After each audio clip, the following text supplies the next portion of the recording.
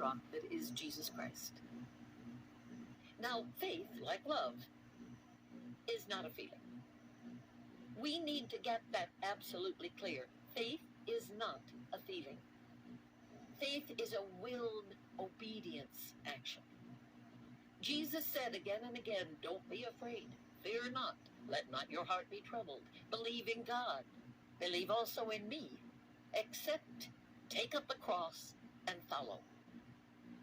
He said, if you want to be my disciples, there are 3 conditions. First, you must give up your right to yourself. Second, you must take up your cross. Third, you must follow. My understanding of giving up your right to yourself is saying no to yourself.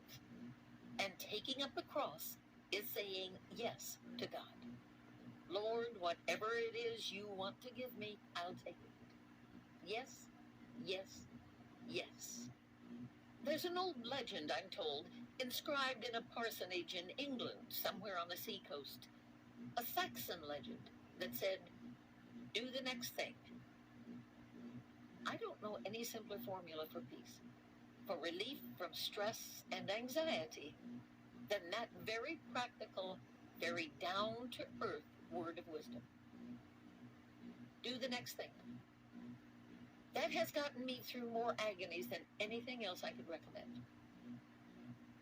And when I found out that my husband was dead, I had gone out to the missionary aviation base in a place called Shelmera, the edge of the jungle, to be with the other 4 wives as we waited for word about our husbands. And when the word finally came that all 5 of the men had been speared to death, then, of course, we had decisions to make. Were we going to go back to our jungle stations? Or what were we going to do? And I went back to my jungle station. I had never considered any other alternative because, for one thing, I had been a missionary before I ever married Jim Elliot, before I was even engaged to Jim Elliot. So, nothing had changed as far as my missionary call was concerned. But I had to go back to a station where there was no other missionary and try to do the work that 2 of us had been doing between us. So it wasn't as though I was without things to keep me occupied. I had a school of about 40 boys to sort of oversee. I wasn't the teacher, but I was in charge of things in a sense. I had a brand new church of about 50 baptized believers with no scriptures in their hands, and I was supposed to be the one doing the translating. I had a literacy class of about 12 girls that I was teaching to read in their own language, so that eventually they could learn to read the Bible translation that I was working on at the same time. I had a 10-month-old baby for whom to care.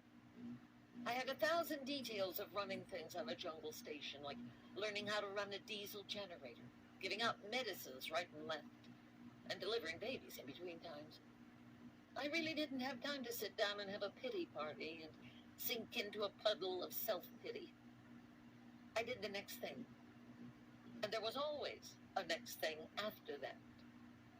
And I have found many times in my life, such as again after the death of my second husband, just the very fact that although I was living in a very civilized house, I had dishes to wash, I had floors to clean, I had laundry to do. It was my salvation. A couple of years ago, I had the privilege and fun of taking care of 4 of my grandchildren while their parents were away for a trip.